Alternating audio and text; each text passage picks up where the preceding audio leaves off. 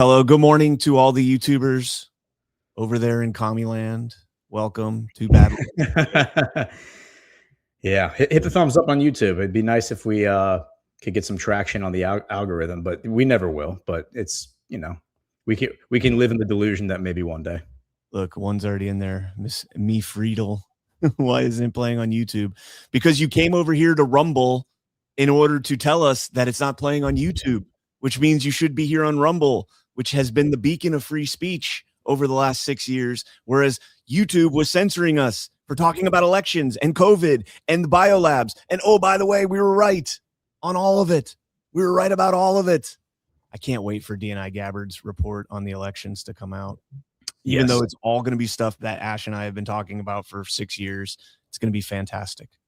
Yeah, we are getting the replays. The replays are, it's very obvious that we're going to be getting a lot of replays, but I think people, and again, I've been saying this for the past month, having just been out and about a lot recently, and just like reconnecting with a lot of old friends that I haven't seen in a while. I do think that like the zeitgeist has shifted, and that these are all people, by the way, the people that I'm talking about for the most part. I mean, all but maybe a few, who when COVID happened, they were like COVIDians, like they were like, it's not that they were like obsessed with COVID, but they got the vaccine. Like they bought into like the psyop, right? And now it's palpable that things have changed, that there's a shift. So I think that a lot of people will be looking at this through this stuff that you were talking about 5 years ago, pre-Badlands, with new eyes. Yep. Have you ever had a dream so real, Ghost, that you wake up in the morning and look at your phone and like check the news to see if it was real or not? Every day, man. Like I'm not even sure I can't be sure that I'm not dreaming right now. No, like I legit this morning woke up and was like laying in bed and like had to grab my phone and be like, did this really happen or did I just dream that? And yeah, it was really weird. But anyways, guys, if you have not done so yet, smash that thumbs up. If you're lurking in the chat and or lurking on the stream and you don't normally chat, pop in to say hello. It helps us out a lot here on Rumble. I would imagine it helps on YouTube as well. But pop in to say hello, and let's go ahead and jump into our sponsors over here at Badlands. And first up, we've got an OG Badlands sponsor here. Welcome to Benson Honey Farms, where every jar is pure gold. Benson Honey is excited to be back on Badlands Media with their honey harvest straight from their Nebraska farm. While they've been busy working to improve their state politics from the ground up, they never forgot the importance of sharing the best honey around. Did you know honey isn't just a sweet treat? It's nature's medicine, perfect for alleviating allergies, soothing upset stomachs, or as a delicious natural sweetener for baking.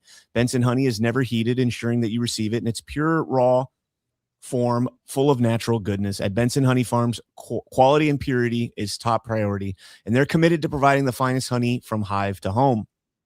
Visit badlandsmedia.tv/honey and use promo code Badlands for 20% off your purchase. That's Benson Honey Farms. Savor the authentic taste of Nebraska and support the America First business. You can follow them on Facebook at Benson Honey Farms and TikTok at Mo Benson Honey, please. That's MOE Benson Honey, please. And also check them out on episode 1 of America First Stories.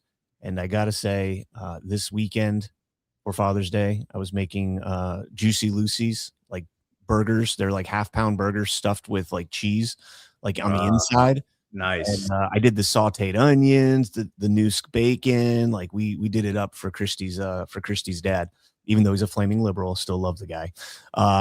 But we did it up, and I was so mad because I forgot the Bailey's barbecue sauce, which Benson sells the Bailey's barbecue sauce. So we had to use Sweet Baby Ray's, unfortunately. But their barbecue sauce is so damn good. It is the best barbecue sauce I've ever had. Nothing's close. Yeah, nothing's close. Yeah. I mean, I love Benson. The Benson barbecue sauce. You gotta love that. My hometown barbecue sauce is sour barbecue sauce. Oh, yeah, you guys do vinegar. Yeah, dude. I mean, that's like home for me. So, but Benson's fantastic. I definitely recommend Benson. Yeah, those Virginia, North Carolina bums. You and your vinegar sauces. Dude. Sour barbecue sauce is the best. I love it. You love it? I don't like it. I like it Oh, sweet. I love vinegar barbecue. Like vinegar is the only way to go, baby. Nah, not for me, bro. Not for me. It's all about the sweet, man. It's all about the sweet and the heat. You got to have both of those. All right, guys. It's officially a new era for gold and silver. Gold has broken 5,000 an ounce. Silver has surged past $100. In 2025 alone, gold jumped 64%, while silver skyrocketed 150%. With political and economic uncertainty ahead, 2026 could bring even bigger moves. After such a historic run, a pullback is normal. Metals move fast, so some consolidation is expected, but top analysts are calling for even higher prices. We've seen the first bank failure of 2026 with regulators shutting down Metropolitan Capital Bank and Trust in Chicago. Could more follow? It's no surprise Americans are pulling money from banks and turning to the proven protection of gold and silver. Big news. Goldco is celebrating America's 250th anniversary with a limited time bonus. Get up to 10% free gold or silver, plus free storage and a free home safe with a qualifying cash purchase. This offer won't last, so act now. Are we seeing the early signs of another 2008 style crisis? Don't wait for the next shoe to drop. Protect your wealth with precious metals, because in uncertain times, gold and silver shine brightest. Visit badlandsgold.com today for your free 2026 gold and silver kit and bonus buy. Again, that's badlandsgold.com. All right. You ready to get into the show, Ghost? Let's do it. All right. Let's go ahead and start out with some unfortunate news. It was announced yesterday that there was a B-52 that crashed at Edwards Air Force Base in California. And unfortunately, all 8 servicemen on board are presumed dead.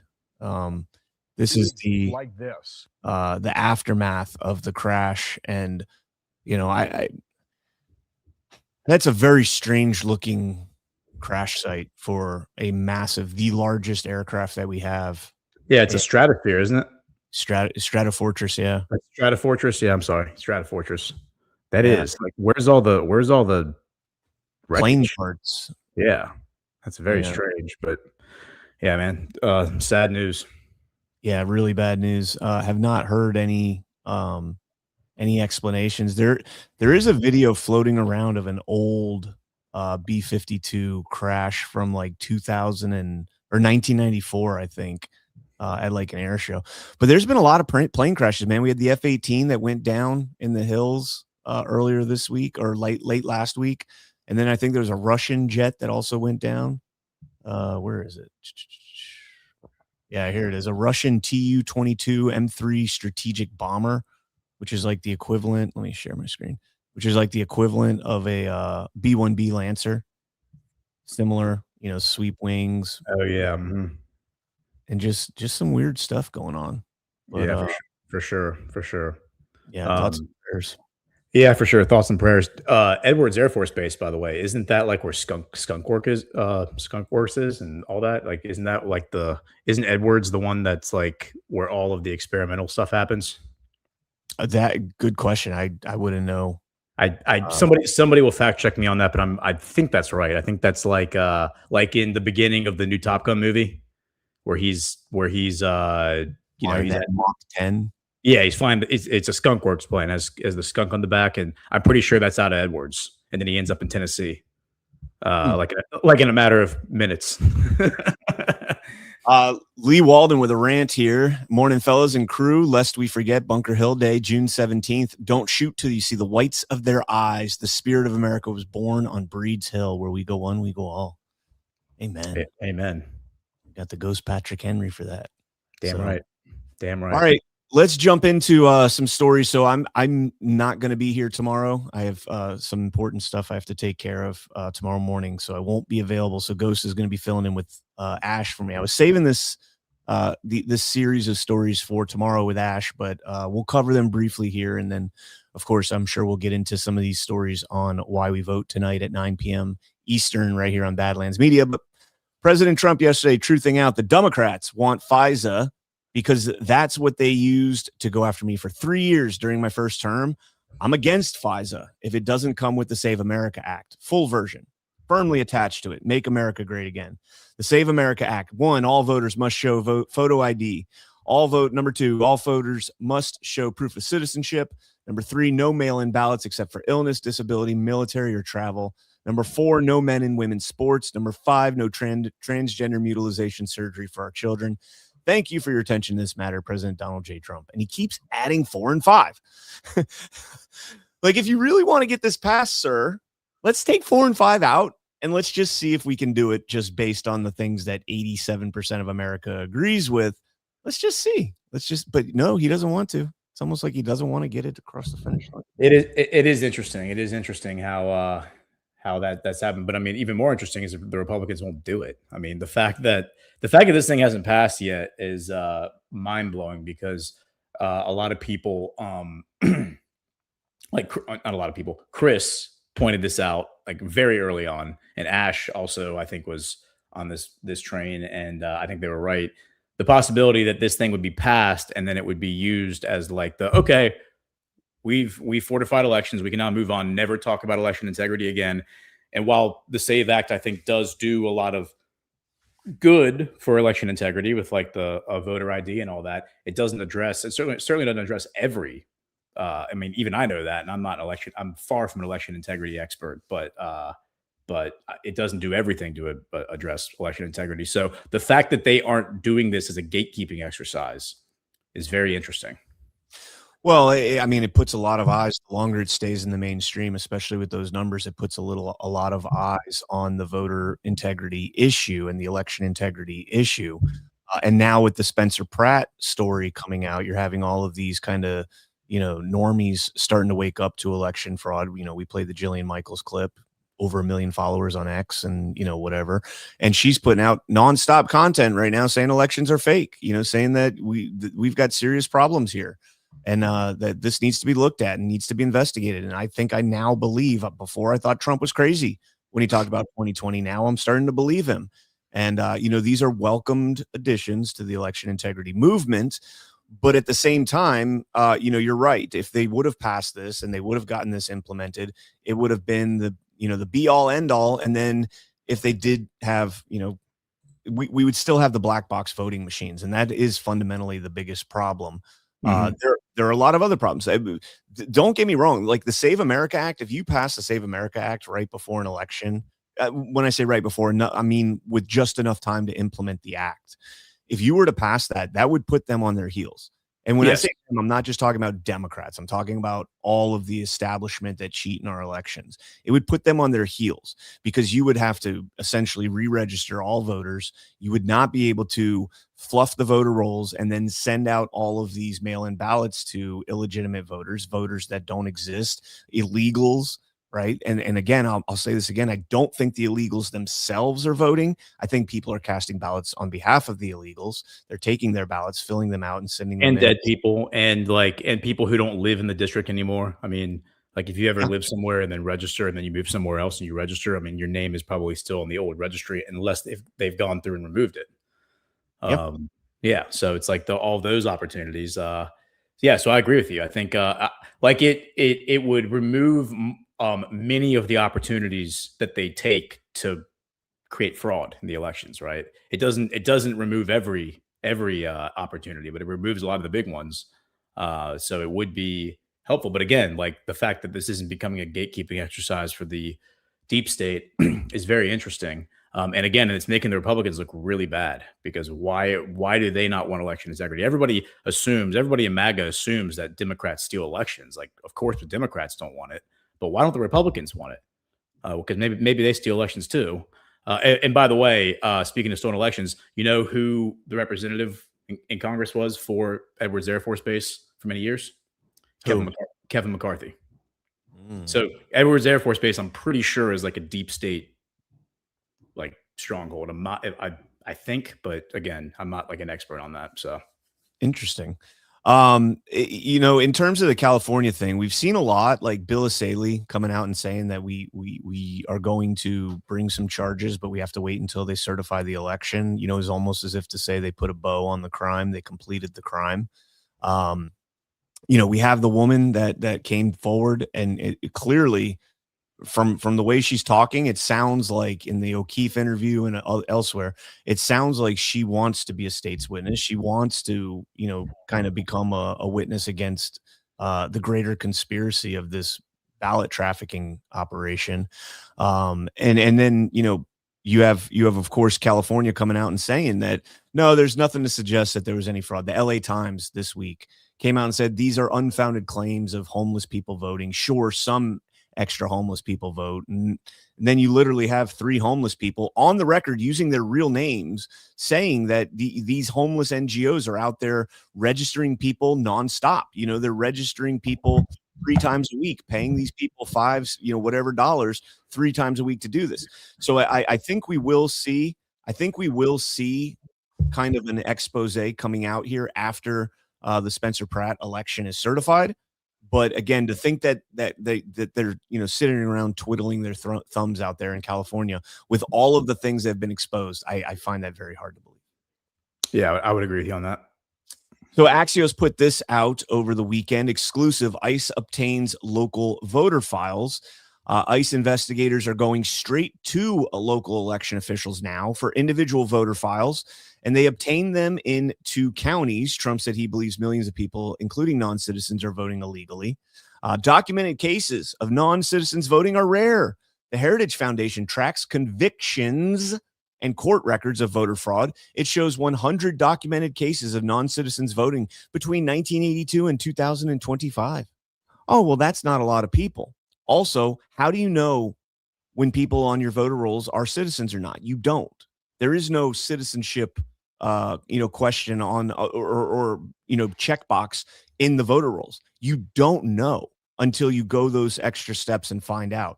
And nobody's going through and doing an audit like that. I think perhaps Doge might have been the first effort at doing an audit like that. Being able to track Social Security and how many people in there are dead, how many people in there are legal. We've talked about the ERIC system, which literally forbids states from sending them information on whether or not the voters are citizens, right? You're not allowed to send citizenship information, nationality information to ERIC. That's part of their bylaws with the states that they have contracts with. And so, they love to roll out this narrative that there's been no widespread arrests and convictions. No shit, because nobody has ever looked. Nobody has ever looked. A couple handful cases come up and you're like, oh yeah, we got 2. And everybody's like, yeah, you got 2. Good job. Good job. No, you missed the entire operation right before your eyes. Agents from HSI asked county election officials in Texas for specific voter files this May. The voter files can include registration history, a person's address, date of birth, driver's license number, and their voting history. All the things the blue states are forbidding the federal government from getting access to, ironically. Quote, using ICE to pursue a problem this rare should concern everyone. Americans have a right to understand the full scope of the administration's actions, says Democracy Forward Senior Oversight Counsel Dan McGrath. Of course, it's an NGO that's out there as the arbiter of truth in this. Webb County Election Administrator Jose Castillo said that he is now directing HSI to request voter data through public records request. Voter data is public information in Texas. So imagine that. In Texas, you can go down there. It's public information to get all that information, the voter information, the voter rolls, public voter data and all that. But in the blue states, they're suing the federal government to keep them from getting it, even though it's a government entity and they're the ones that initially issue most of that information. Interesting. Yeah, it's crazy, man. We've got another voter roll story here from CBS News. Ohio voting rights group facing criminal fraud investigation. Go figure. The FBI executed a search warrant at the office of an Ohio-based community grassroots group known for its voter registration work as part of an ongoing fraud investigation. The Ohio Organizing Collaborative is a civil rights organization that works to register voters and advocates for criminal and economic justice reform. Federal agents also started showing up at the homes of employees and volunteers to interview them as part of the probe. There were over, quote, 125 agents who went to the homes of volunteers, civil rights leaders, community leaders, and staffers. A DOJ official declined to discuss the details, saying that the search warrant affidavit remains under seal. Now, we did get one little tidbit from State House News Bureau that says agents, the Ohio Organizing Collaborative board member, Prentice Haney, says that agents have searched and sometimes taken laptops and electronic devices, as well as interviewed people who work with the organization. Doesn't say for the organization, but with them. So, just a continuation of the expose, hopefully the expose. I mean, this is just an initial investigation, but of these NGOs, the voter registrations that get out the groups. This is something that, what's his name? The ODNI guy Jay Clayton.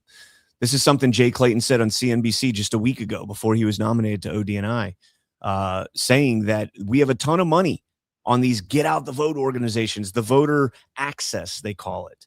And that is these NGOs that go out there and register voters in droves. But we have nothing on the back end. We have nothing. And this is something, again, that Ash and I clamor for on Why We Vote. Whenever we have these groups on, we're always pushing their Give, Send, Goes and their organization fundraising pages, because they don't get any government money. There's no government money in election integrity. All of it is in making sure that every single person, no matter how retarded they are, is able to go out there and vote, whether or not they're an illegal, whether or not they're qualified to vote, just everybody. Yeah, and see, this election cycle season, I mean, we're still relatively early in it, right? I mean, we're kind of just getting through the primaries. I think there probably still might be a few primaries left. Oh, yeah. It feels a little different though. Like the atmosphere, the tone feels a little different. It definitely feels like the candidates in general are on their heels a little bit.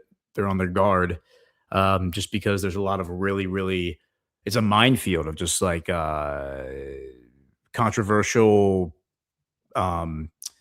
incendiary topics, right? Things like if they're not careful, they will step on a mine and blow their whole campaign up, the optics of their reputation up, because it'll appear that they are controlled, right? I can't help but wonder if as we move closer to the election, if the significance of the election in the minds of Americans and the minds of the zeitgeist, this particular one, becomes minimized.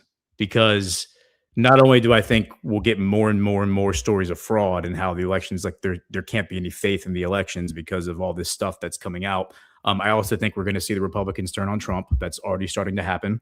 I think the GOP is 100% going to pull the knives out and just stab Trump right in the back, right in front of everybody. They're going to do it in broad daylight in front of everybody. And I think people are just going to kind of come to the conclusion that, hey, what the hell has Congress done anyway? Like, okay, yeah, let's fight. Like, let's work our asses off and give all of our hard-earned money to these people so they can win this election. And then what? Like, then what are they going to do? They're just not pass any meaningful legislation, not get any of the things done to codify the executive orders that Trump has put into place, not back him up on tariffs, not back him up on the peacemaking efforts around the world. Lindsey Graham and Mark Levin are already openly saying that Republicans are going to tear up this peace deal with Iran. Like they're never going to accept it, no matter what it says. We'll get into that when we get into geopolitics. But yeah, I mean, I think you're going to see the subversion just come right out into the daylight. And at that point, what's the point of supporting the Republican Party if they don't have the back of President Trump? Yep. And you're seeing, like, so here's the interesting thing, and you're right, that battle between them, I've said it's covert with the Republicans, but it's becoming a little bit more overt. We haven't seen it in full swing yet, but here's where it's going to get interesting is after the midterms, when you don't have what's his name, Cassidy in Louisiana anymore. He's out. You got Tillis, he's out. Cornyn, he's out. You have all of these people now. Collins may be out against this Plattner guy up in Maine. And I see all these people like rooting for Collins now because Plattner is just so atrocious. And sure, he might be, but at the same time, Collins is literally a Republican bulwark against President Trump on almost everything that is of matter, right? Of course, there's the normal everyday things that she's going to go along to get along, but on anything that Trump, is Trump's agenda, she is a staunch, adversary to it. So people out there cheering for this is kind of absurd to me. But what I think we're going to see, after this new Congress comes in after the midterms, you have to have people that are going to step up and take the place of Cassidy and Tillis and Cornyn and Fitzpatrick. I don't know if he's going to win or not. He's probably going to win in the House. You're going to have to see these new people come up and who's going to be the open defiers of President Trump? Who's going to make that their base? Or is it going to be the whole party unifies in defiance of him on several of these things? We'll see. It's going to be very interesting. I do think there is going to be that war between Trump and the Republicans. Yeah, and it'll probably be a mixed bag. I mean, look, there's 400 like 550 people in Congress.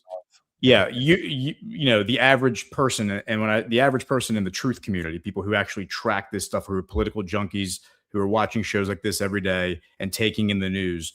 I mean, you're familiar with how many of them? 30, a dozen, 2 dozen. Yeah. But I'm saying, being generous, like 30 or 40, like maybe like there's 30 or 40 names where you would hear the name and recognize that's a congressman, right? That leaves another 500 people who you don't even know exist, who are in Congress. And I'm focusing more on the House than the Senate, because the Senate was created as the representatives of the elites. That's like what they said back in states. Yeah. Well, the elites, but yeah, I mean, it's kind of like in England and Britain, they have the House of Commons and the House of Lords. The Senate is like the House of Lords, and the House of Representatives is supposed to be the House of Commons. So there are surely people who have gotten in who, slip through the cracks, who get into smaller districts, who don't really have any clout, but they are earnestly there as like citizen statesmen. They serve 1 or 2 terms, and then they get, if they do make an impact, they get turfed out by the establishment, right? So those people exist, and I'm sure we'll see them step forward and back Trump in these key moments. It's really more like the television characters. What are you going to see them do? And I think those are the ones who are going to pull the knives out and turn on him. Remember, there is a version of this story where the Republicans fall totally in line with President Trump and do all the things he's asking them to do, right? And ostensibly give you all the victories that you're looking for, right? As the average MAGA observer. And then once Trump's gone, they just turn around and undo it all. I mean, did you see how quickly the Biden administration undid everything that Trump did in his first term? And how fast did that do a 180, right? Now, a lot of that is because the Republicans didn't have his back. They didn't codify any of the stuff he did. He had to do it all through executive order, and he had to do it all through the judiciary and executive order and stuff. I mean, it was a mess. I mean, just more indication that Congress is not on our side. But there is an iteration of this where they ostensibly give us everything that we are asking for. Give us the opiate to put us back to sleep, and then hibernation theory, they come back out later and just undo it all because they own everybody in Congress. So we have to be aware of that. And that's why the efforts to fortify elections, among other things, need to be 100% bulletproof. It can't just be, voter ID. It can't just be getting rid of mail-in ballots. It's every single way that they defraud elections has to be addressed. Agreed. All right, let's jump into this story. So last week we saw Jay Clayton going in to replace Bill Pulte as the ODNI. Pulte obviously being the acting ODNI. I mean, he takes over the office on the 19th, but once confirmed, Jay Clayton will be taking over. Well, we got another Sullivan and Cromwell alumnus who is or alumni who is coming into the Trump administration. Donald Trump, over the weekend, I'm pleased to announce my intent to appoint James M. McDonald as the U.S. Attorney for the Southern District of New York, a native of the great state of Oklahoma. Jamie is a former assistant U.S. attorney in the Southern District of New York and served as director of enforcement at the U.S. Commodity Futures Trading Commission during my first term. Jamie is currently a senior partner at the highly respected law firm Sullivan and Cromwell, a former law clerk to Chief Justice John Roberts, and a distinguished graduate of the University of Virginia School of Law and Harvard College. I am confident that Jamie will deliver strong results for our country as the next United States Attorney for the Southern District of New York. as he has the respect of and will work fantastically with our law enforcement patriots, the legal community, and the judicial bench. Good luck, Jamie. I have no doubt about your future greatness, President Donald J. Trump. So now, once again, and me and Alpha, I think, talked about this on Thursday with Jay Clayton, because he's some Sullivan and Cromwell as well, and he's got, just a not the best of resumes in terms of working for establishment and globalist, organizations, and kind of the proverbial deep state that we talk about.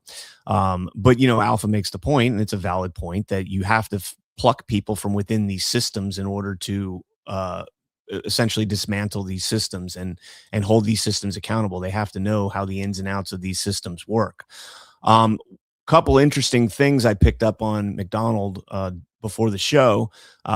One of them was that he was the U.S. attorney in New York that prosecuted Sheldon Silver, who was the Speaker of the General Assembly there, and they prosecuted him for corruption, including a quid pro quo, where he was, basically taking bribes, kind of a little bit reminiscent of, the Ukraine situation with the Bidens. But the most interesting thing that I picked, well, let me read his bio real quick right here.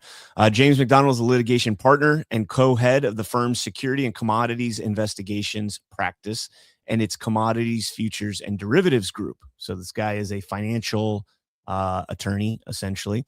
Mr. McDonald joined Sullivan Cromwell in 2021 after serving as director of enforcement at the Commodity Futures Trading Commission and as assistant U.S. attorney in the Southern District of New York, deputy associate counsel in the Office of White House Counsel under George W. Bush, and as law clerk to John Roberts, as we mentioned there, and Chief Judge Jeffrey Sutton of the U.S. Court of Appeals for the Sixth Circuit. But what I thought was the most interesting thing about him, Ghost, and we talked about this last week, ironically, FTX hires ex-regulators to investigate firm's collapse. This is the Sam Bankman-Fried saga. In its first hearing in Delaware bankruptcy court on Tuesday, a lawyer representing FTX said the firm has hired former enforcement chiefs from the U.S. SEC and the Commodity Futures Trading Commission, now both partners at Sullivan and Cromwell, to help the company's new chief executive investigate what went wrong. FTX hired Stephen Piken and James McDonald. So as you have Sam Bankman-Fried, who just failed in his appeal, he just lost his appeal. He has openly pleaded to President Trump to pardon him. And that was last week. And then this week, President Trump tasks the new U.S. attorney job to one of two attorneys that was assigned to investigate the collapse of FTX in 2022. That is very interesting timing for all of that. Very interesting timing. And FTX, like we talked about it last week, FTX is it's much bigger than people realize. It's not just a financial crime. It is a money. I think it's a money laundering operation that involves one of the oldest academic institutions in the world, Oxford University, and connects it directly to the Center for Effective Altruism network, which is a massive network of elites that are all Malthusians, which means they want to do population. They want to depopulate the world as part of the Thomas Malthus theory of the world running out of food before the population can catch up or can account for it because of exponential growth. But also it connects to the World Economic Forum and Bill Gates and all that, the European elites. And I mean, again, just these sociopaths who want to kill everybody. FTX is very much it's not just a money laundering tool. It's also just a giant, massive network of exchanging white papers and taking science and putting it behind these ideas to give it backing. So when they talk about, forced euthanasia of your grandmother, it's like, hey, we have to kill these people because it's in the best interest of society to kill them off younger, so we don't have to take care of them for 20 years as old people, which is what they're already talking about doing in places like China and Canada and stuff. So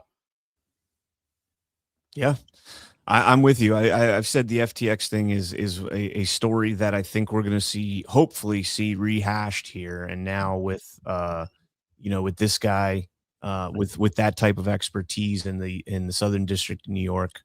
I don't know if Bankman's going to get pardoned, maybe clemency, whatever the case might be, or if they're not going to do anything with him and they're just going to go after some of the other sources of it. This guy, and I have the report. I downloaded the report that they put out. I'm going to, read through it. It's way above my pay grade in terms of, legalese and all that stuff. So I will, I will put into some of the LLMs and ask all the questions and try and extract some information from it and repeat and report back to you guys on it. So that's all I got on that story. Let's jump into this one here. Just the news. House Oversight Committee probes pay-to-play concerns at anti-Trump lawyers nonprofit. The House Oversight Committee announced on Friday that it would investigate a nonprofit linked to anti-Trump activists for possible violations of tax laws. How did they get Capone? Taxes. House Committee Oversight and Government Reform Chair James Comer announced that his committee is investigating former Ambassador Norm Eisen's nonprofit State Democracy Defenders Fund. By the way, anytime you see democracy in an NGO's name, automatically assume the worst of intentions, for possibly using donor funds for private financial interests. Now, is this going to yield anything? Probably not. It's another one of these useless hearings where we're going to get our hopes up and all that other stuff, but at least it's on their radar, because this was a story. Just the News put this out last week, which is very interesting because this is all stuff we reported on Gateway. We reported on this story over a year ago, and Just the News rehashed it this week. And so I thought that was very interesting because yesterday they put out that story that we just talked about. Democratic attorney generals deputized private lawyers from a nonprofit run by Norm Eisen to help prosecute supporters of President Trump for organizing the alternate electors to challenge the 2020 elections. According to tax records and internal memos, at least one state, Minnesota, swore in lawyers from Eisen's States United as quote unquote special attorneys serving quote at the pleasure of the attorney general. That would be Keith Ellison. Other state and local prosecutors accepted advice and free work, the memo shows. Former Trump lawyer Christina Bobb, a defendant in the Arizona 2020 prosecution, has asked for a hearing on the role that Eisen's group played a year ago. The state Supreme Court has now thrown out the charges in that case. Bobb, in her brief, said, quote, States United, as an initiative of the PSLC/DAGA, which is the Deputies Attorneys Generals Association, not deputies. What the hell does the D stand for? Democratic Attorneys Generals Association, has an inherent conflict and cannot impartially participate in the prosecution of their obvious political opponents. Bob wrote in a motion last year. Chris Mays, the attorney general in Arizona, had an obligation to disclose that the organization she hired, allegedly pro bono, to advise her on prosecuting prominent Republicans, is effectively an initiative of the Democratic Attorney Generals Association, which is a committee of the Democratic Party. Instead, she tried to cover it up. Again, how this is something, Ash and I talk about all the time. How the do we have these Democratic associations of elected officials that get together and have these meetings in the cloak of darkness, as you have, like, we have open meeting policy, right? Like, we have open meeting act. Anytime, two or more officials, or three or more, it might be three or more officials, elected officials, gather, they need to have minutes for what they do. Their work is FOIA-able. You can get, records requests and all that stuff. Nope. These ones operate under cloak of darkness. They just get together and plot in the back rooms. In Minnesota, Keith Ellison, the former deputy chair of the Democratic National Committee, appointed the States United Senior VP of Legal, Christine Sun, and the States United in June of 2023 as special attorneys to serve at the pleasure of the Attorney General, specifically to provide legal services to the Attorney General. Sun and the organization received no benefits, compensation, or reimbursement for expenses incurred, and their client was Ellison himself. Anybody know an attorney out there that works completely for free at that scale? You ever heard of one of those, Ghost? Working pro bono. I mean, the ones that Trump forced to work for the government. Yeah. Outside of that, But outside of that, no. I mean, lawyers are notorious for a 5-minute phone call and they'll charge you an hour, an yeah, they'll bill you for an hour, which is, for them could be $1,000. yep. Especially when you're Norm Eisen caliber, you got all the state backing and the gut, the deep state backing. It says the appointment by Ellison constituted a state law enforcement office placing outside donor-funded lawyers under a government appointment. The month before this partnership, Arizona Attorney General's office accepted an offer from the States United to work pro bono for the state to advise on election integrity legal strategy. So again, I think it's interesting. The two articles from Solomon over at Just the News coming out within a week of each other. One of them announcing James Comer is going after or is bringing in Norm Eisen to, talk about these tax issues and whether or not there was personal benefit from or personal interest in the donor funds being allocated. We got the SPLC and their donor funds, the misdirection and misleading of donors there. And then we've got the battle over the anti-weaponization fund with Trump. And this would all come up, a part of that. The going after the electors in Michigan, Georgia, Arizona, all of that plays into the anti-weaponization. They're all going to be big time subjects of receiving compensation from that fund. So there's a lot of kind of noise, static going on around this whole thing right now. And hopefully we start seeing it all put together. Yeah, there's certainly a lot of lines in the water. I mean, there's a lot of different avenues, crises that are all cascading, to borrow Burning Bright's terminology. At the same time, I mean, the cartel stuff, right? The banking stuff. I mean, we still have that Senate report that's going to come from that ombudsman, that lawyer that was hired by Credit Suisse to investigate them. That's coming sometime, I would imagine, this summer. I mean, the deadline is sometime this year. So what? Congress gets dismissed for the summer. At what point? I want to say their recess is because they're going to be around the summer, and then they get recessed later to go campaign. At some point, they're going to get recessed at the end of the summer, I think, to go campaign. But I imagine it'll probably happen before that. I mean, which is going to be July, August. I mean, that's what I would assume. But the House goes July 20th. The Senate goes August 2nd. Okay. So, and they probably don't come back to when? October or November? That's a good question. Does it say when they come back? I mean, these people work like 2 days out of the week. September, early September. Early September? Yeah. And then I guess they probably get dismissed again in October to go campaign. Yeah, I mean, they don't even really have to be there, dude. Like, these people vote president. You can work remotely, yeah. Well, they have to be there because they have to meet face to face so they can plot how they're going to screw over the American people. But other than that, yeah, you're right. They don't have to be there. I would actually love it if Congress was just dismissed and placed under investigation. But, that's probably a bridge too far for most people. Yeah, so you have the cartel stuff. You have the banking stuff. You have the financing terrorism, because, of course, the State Department is the world's #1 financier of terrorism. That is a fact, a provable fact. You have the whole NGO network of overthrowing foreign governments, but now overthrowing our government in 2020. So there's a lot of different things that are all coming to fruition here that I think we're going to see at the same time kind of converge. The funding of this biolabs, I mean, the biolab stuff, the election integrity stuff.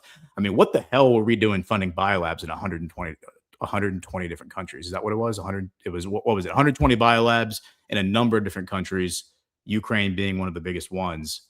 Yeah. Bloc. Not all Eastern Bloc, but a lot of them Eastern Bloc. Eastern Bloc. I mean, China too, right? I mean, this Wuhan, if the Wuhan thing is true, I wonder if COVID, to whatever extent COVID was real. I mean, it could have just been the common cold rebranded as COVID, but to whatever extent COVID was real, I wonder if it was actually made in Ukraine. We've been asking that question for a long time. Yeah. I mean, we all point to Wuhan, right? Because that's where all the evidence points, and they're telling us, no, it's not Wuhan. There's other evidence that it points to Ukraine too. Yeah. Let's table that, because I'm going to start with Ukraine today. Okay, we'll table that for right now. Let's go ahead and hit. I think we got a sponsor here, so let's go ahead and hit this sponsor, and then we will get into Gavin Newsom. Got to talk about him. Got to talk about him. But first, bear with me, guys. All right, there we go. When was the last time that you woke up actually feeling rested or got through a day without feeling totally stressed out? Yeah, over 50% of adults say they'd feel better if they got more sleep, and stress is often the biggest barrier. That's why CBD from CB Distillery makes so much sense. CB Distillery has natural solutions for sleep and stress that can help break that vicious stress sleep cycle. And everything from CB Distillery is premium quality, third-party tested, and free from artificial dyes or fillers. They're the source that I trust, and I do so, and so do 2 million other happy customers. You can shop by benefit, whether you want better sleep, less stress, improved focus, pain relief after workouts, or even something for your pets. It's all right there. Share a CB Distillery product that you like with your friends or family. So if I take the pet distillery, my dogs take the pet ones. I've been talking about those forever. The tinctures, like all of that stuff, man. Their products are absolutely fantastic. If you're ready to start sleeping better, stressing less, and just feeling good again, check out CB Distillery. Visit cbdistillery.com and use promo code Badlands for 25% off. That's cbdistillery.com, promo code Badlands. cbdistillery.com. Specific product availability depends on individual state regulations. All right. And let's go ahead and play this clip here. Gavin Newsom acknowledging that he is now under investigation. In recent days, federal agents have knocked on the doors of family, friends, and former employees. Not because they found a crime, because they're simply trying to find one. They're demanding records. They're abusing the grand jury process, digging through years and years of random documents. Donald Trump isn't just coming after me because of my mean tweets. He's coming after me because I'm considering running for president, because he hates that I've consistently called him out over and over again for his lies and deceit. Donald Trump is simply the most corrupt president in American history. He's turned the levers of government into his own personal power ministries to reward cronies and to try to jail his opponents. His personal attorney now runs the Department of Justice, which has repeatedly gone after his political enemies. Ask Jerome Powell. Sent them after James Comey, Trish James, Adam Schiff. He sent them after Tim Walz, and a woman that a jury found Donald Trump had sexually abused. One by one, anyone who has challenged Donald Trump has ended up on his hit list. And today, I proudly join that list. After calling for my arrest last year, Donald Trump directed his Department of Justice to investigate me. And just in the last week, I've learned that his campaign has reached my own home. To get me, he's coming after my wife, Jen, a public servant, a woman who's dedicated her life to supporting women and girls, someone who has done nothing wrong other than having the temerity to advocate for what she believes in. All right, we can land that there because that is absolutely laughable. And we covered this before on Daily. I mean, Newsom himself, just a world of trouble, and we'll get into what California has done over the last decade. But his wife, bringing her up like that, I want to just dive into real quick. I want to dive into these two stories just so you guys have an overview of what she's being accused of. This was from 2021 Deadline News. Newsom sees no conflict of interest in wife's nonprofit, which funds her films and pays her salary, getting money from big companies lobbying the state of California. The Sacramento Bee reported that a nonprofit Cybele Newsom founded, the Representation Project, has promoted her causes, financed her documentary films, and paid her $290,000 annual salary, and has also received donations from a host of companies that have lobbied the administration or are involved in significant regulatory issues before the state. They include PGE, Pacific Gas and Electric, which has admitted fault in several massive California wildfires, and the Kaiser Permanente, which has done at least $35 million in business with the state in the past 2.5 years, as well as AT&T and Comcast. Now, here's another story from the Daily Mail. We covered this one recently. Gavin Newsom's wife, it states there's around 23,000 charities in the United States with revenue between $1 and $2 million, which is where her company is at. Fewer than 5% of those 23,000 companies pay their executives more than the Representation Project does. In fact, the median executive at a nonprofit that size makes about $32,000. Now, keep in mind, Siebel Newsom's making $150,000 through the nonprofit and then other money through her other company. In its accounting year ending in 2021, her charity reported receiving $1.08 million in donations and grants before expenses and paid out a total of $300,000 to Siebel and her movie company, 28% of their income. The next year, she paid herself and her company $302,000 out of their 1.05 million gross receipts, or 29% of the income. And then the Rep Project's most recent filing shows $300,000 to Newsom and her LLC out of 1.7 million gross receipts. It does mention also down here the $150,000 paid to Newsom's company, Girls Club LLC, each year by her charity is for a, quote, writer, director, producer fee. Well, then when you jump over to Fox News back in 2023, it says Siebel Newsom, the founder of the nonprofit Representation Project, raised $1.4 million from film licenses since 2012. Her nonprofit released 4 films, which she is credited as the writer and director, the same fee that was paid to the production company by the nonprofit. So money is coming into the nonprofit. The nonprofit is then giving the money, her nonprofit is then giving the money to her film production company. Her film production company is paying her $150,000 or 100 and whatever it is, $1,000 as the writer director. And the nonprofit is also paying her $150,000 as the executive of the nonprofit. And then you're using the tax-free money through the nonprofit to fund these movies. And then the movie company is licensing them back to the nonprofit, who is then selling them out to the state. This is a massive money laundering. I don't know how that's not money laundering.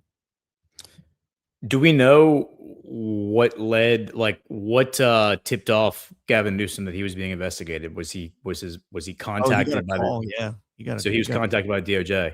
Yeah, see, this is interesting because if there's more to finish reading the article and then we'll discuss. Sure. Siebel Newsom's gender identity films are produced through her for-profit operation, which is then licensed by the nonprofit to public schools. Public schools. So the state of California is giving Newsom's wife a license through her nonprofit to play a movie that is being sold by her for-profit company. The Representation Project claims that they fight sexism through film education, research, and activism. Quote, according to the Representation Project's impact report, the organization's film curricula is being used in over 5,000 schools in all 50 states. The Representation Project claims 11,200 copies of the curricula have been distributed, reaching more than 2.6 million students. And I can land that there. Yeah, so this is interesting because, as I've said before, I largely ignore the interpersonal drama of the television characters in politics and Congress. I realize Newsom's not Congress, but he is, one of the political television characters in the soap opera. So I largely ignored, especially with Democrats, because I think the Democrats are a dead brand anyway. I really focus my attention on the Republicans, which we'll get to in a minute. But this one's interesting because California is purportedly the 5th largest economy in the world. It's one of the largest economies in the world. Newsom's the head of it. As he said, he's running for president. This kind of feels like Trump. This is like Biden 2.0. Remember how Trump identified Biden as the candidate he was going to run against in 2020 by saying that was the one guy he was afraid of. Like he kind of intimated that. He was like, oh, well, if Biden runs, and that was where the media was like, oh shit, we got to go with Biden. Trump's afraid of Biden. And so they picked Biden, and we all saw that worked out. It kind of feels like that's what's happening here, that Trump is giving Gavin Newsom like enough rope to hang himself with, because now Newsom is running out and being like, he's making himself like, this is a Hegelian dialectic. He's making himself the victim. He's injecting himself into the drama, into the soap opera by saying, I'm being targeted by Trump because he's afraid of me, because I'm the guy, because I'm going to be the next president and I'm going to run against him in 2028. What's interesting about that is, again, like what I said about California, kind of distinguishes Gavin Newsom above and beyond all the other totally irrelevant television characters, I think, because of how important the California economy is and how it's been totally just decimated by the Uniparty. He represents everything that the Democrat voter has been conditioned to hate. He's a white privilege, elitist snob, like from a like a rich background, who never had to work for anything in his life, who is basically just a celebrity figure more so than a politician. He's a jackass. Like, he comes across as a jackass in kind of like a hilarious way, like in almost like a, like he's like a funny villain. He's like like an amusing villain almost. He's a great character, by the way. He's a pure sociopathic narcissist. Yeah. I mean, he's a fantastic villain. I mean, stories are only as good as the villain. Like, your story is only as good as the villain. That's an old saying, you know, in storytelling. And he's a fantastic villain because he's so easy to hate. Even the Democrats have said for years that he's a disaster, that he's awful. So I don't think he's going to be well received by like the hardcore leftist base because of what he represents, like white privilege and like all of that stuff, the stuff that they hate. However, the Democrats have also messaged that I've seen that they recognize that they have to get away from that woke stuff and kind of go back to like the mainstream because they have alienated. So I do think that like the people, to whatever extent there's decision making happening at the DNC in an earnest way, they are going to rally around him because they see him as like a step back towards what they would consider normal, right? And like away from like the wacky blue-haired land whale, contingent of their party. So it's, they're stepping away from the jihad squad, right? And they're stepping back towards, the polished white male politician. Interesting. Especially considering the next clip I'm about to play here. You had Fareed Zakaria. Okay. This guy is like as far left as you can get, coming out and saying basically, hey, look, California's been run by Democrats for a long time and they're kind of fucking the state up. They're kind of fucking it up. Watch this. Watch about maybe a minute or two of this. The paradox of California today is a successful economy attached to a failing model of governance. Consider the fiscal record. Since 2000, California's population has grown by roughly 15%, but the state's general expenditures have grown more than 200%, from $78 billion to about $248 billion. General spending per person has risen from about $2,300 to about $6,300. The number of state employees has grown by more than 50% by one count.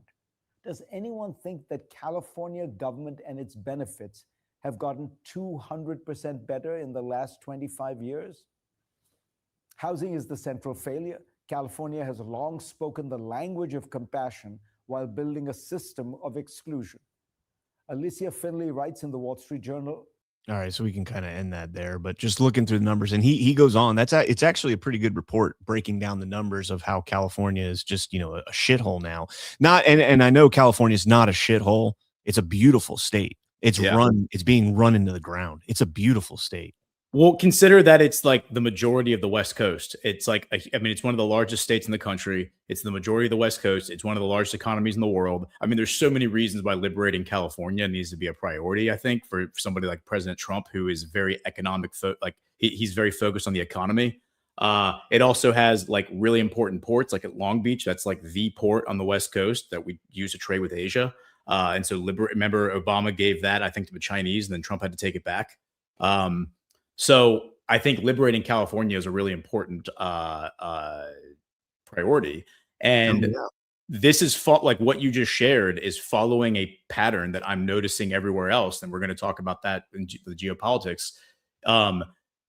whether or not elections are real or fake, that's one discussion. Election integrity is one discussion, but election season, which we're entering right now, is a totally separate discussion because it is opportunism. It's incentive structures, right? It's people coming out and trying to, these opportunists trying to come out and get their soundbite and take shots at one another. And it's the Coliseum and they're the gladiators, right? That's what election season is. And so that's the opportunity for someone like President Trump to orchestrate a soap opera, kind of like a celebrity death match, put all these people in the Coliseum and say, all right, throw them some swords and say, all right, kill each other. And for the people like the feds listening, because I know some of you are really low IQ, that is a allegory. That is an analogy that I'm not saying literally, but low IQ people have a really hard time with metaphor and analogy. So I'm saying, figuratively kill each other, but that's what they're going to do. They're going to eat each other alive, not only in the Democrat Party, but I think also in the Republican Party and also in Israel. And that's a good transition, I think, for geopolitics. Yeah, I just want to handle one story that will also segue us into that, because we have a hilarious clip. Apparently, I haven't seen it yet, but I just saw it pop up. I had this story pulled up, and then I saw a funny clip from President Trump about it. Just the news. FBI stopped alleged terror plot to attack UFC 250 event with drones and snipers, according to officials. At least 5 people have been arrested, and agents are working to identify as many as 17 or 18 others who appeared to be involved in the planning on encrypted chats communicating with the alleged plotters. Officials said they believe the goal of the plot was to attack the site of the fight on the White House South Lawn with 1 or more explosive-laden drones, causing panicked fans to flee into areas where snipers would then shoot them. I mean, I don't know how you pull that off, attacking the White House with drones, but apparently President Trump was talking with that's the UAE. What's his name? Mohammed bin Zayed or Zed. I think it's Al Bannon says it, but I thought it was Zayed or Zayed.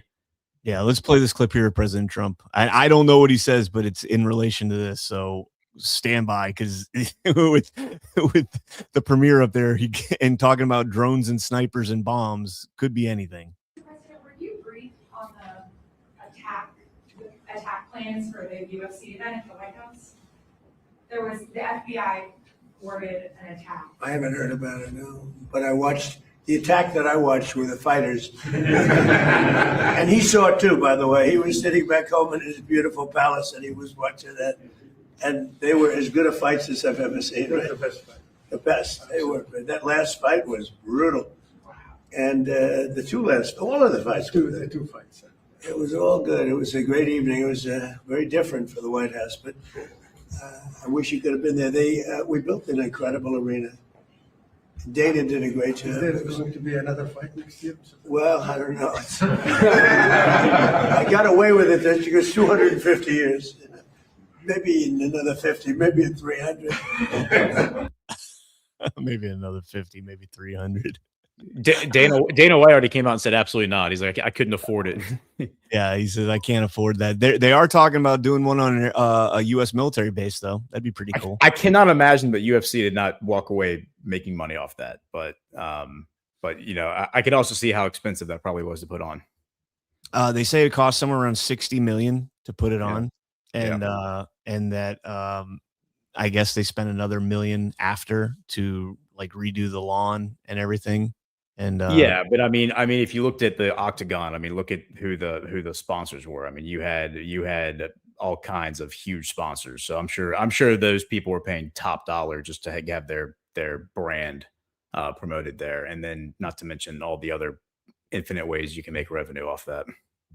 Yeah. I mean, we'll find out, but they were projecting that it was going to be a loss. But even then, I mean, the loss wasn't going to be like some huge number. And you're talking about, you write it off as branding and marketing. Branding. It's like, I mean, the people that you got exposed to the whole world there, your sport. So like that is whatever the price tag was, that was, a priceless marketing exercise. So Absolutely. fantastic event. So Absolutely. And I mean, I'm sure there's, some things you could do without, like the Lincoln Memorial thing won't be necessary again. Like the first time it was cool because, the best thing about the Lincoln Memorial is all the retard leftists that came out and they're like, they're disparaging Lincoln. It's like, bro, Lincoln was a fucking scrapper, dude.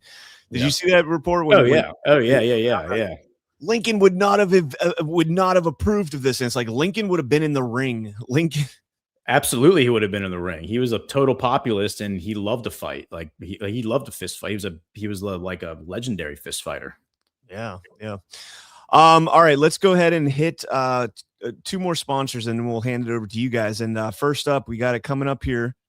Soft disclosure. We got Juneteenth coming up, so soft disclosures for everyone.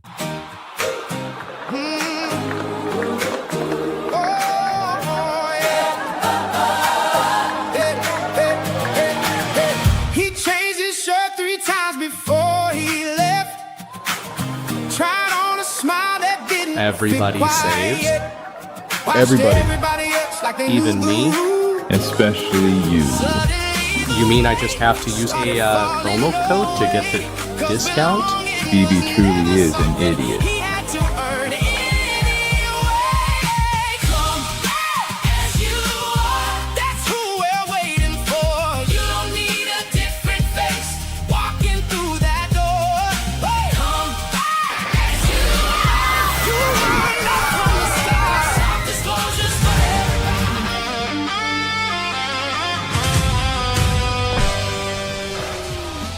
Hi, fellas. What year is it? Soft disclosures for everybody.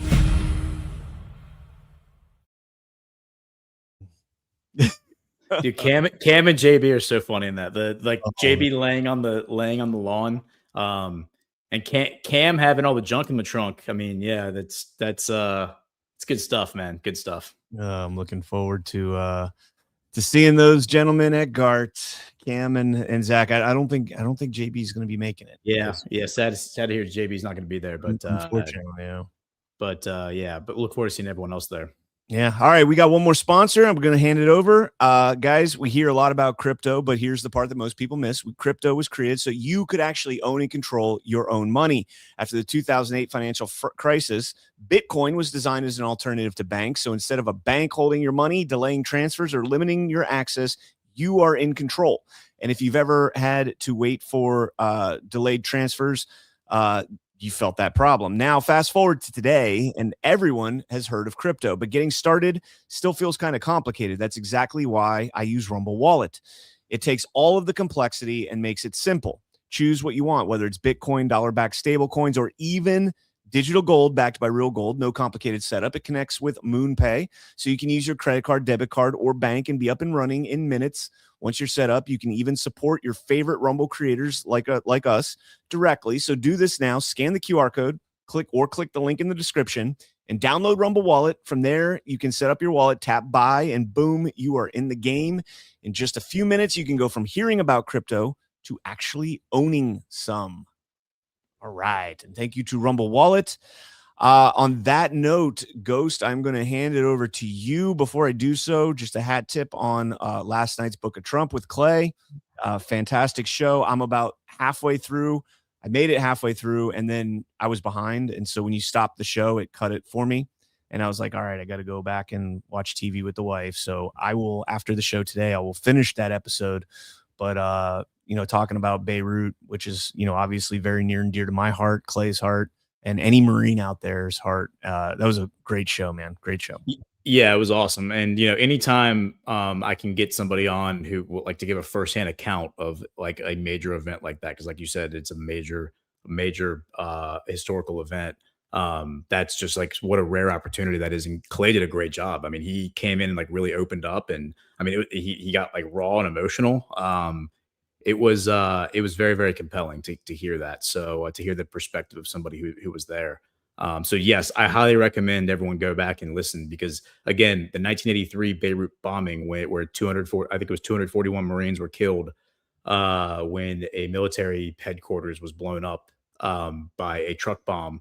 That is what we're told was the origin story of like our feud with Hezbollah.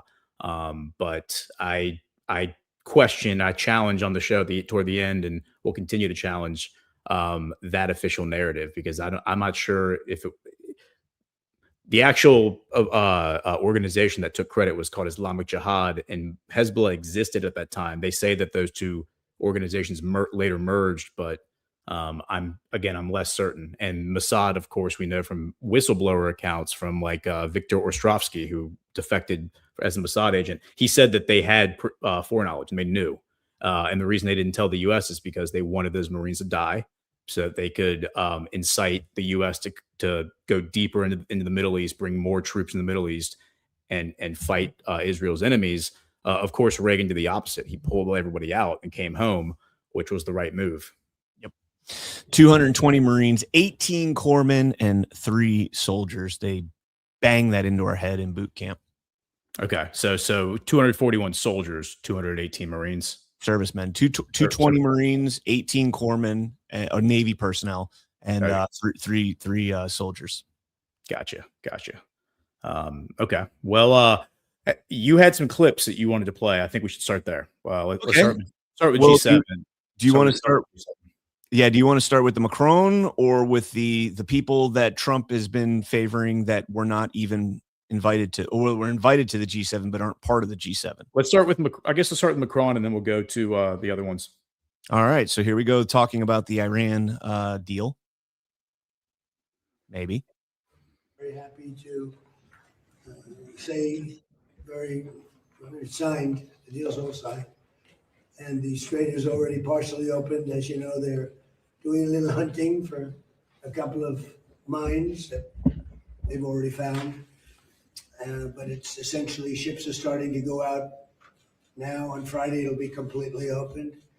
We got along very well with Iran. It's a different set of leaders. As you know, the first set is gone, the second set is gone. And we found the third set to be very smart, strong, very smart, but we ended up making a deal.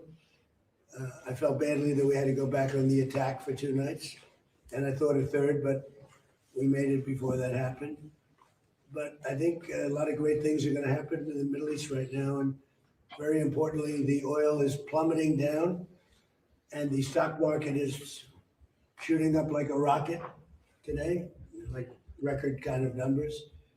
And the oil has taken its biggest plunge, and we're into the low numbers, not quite back yet, Kevin, to the extent, but we're getting close to the numbers we were before it all started. And the main thing is that Iran will not have a nuclear weapon.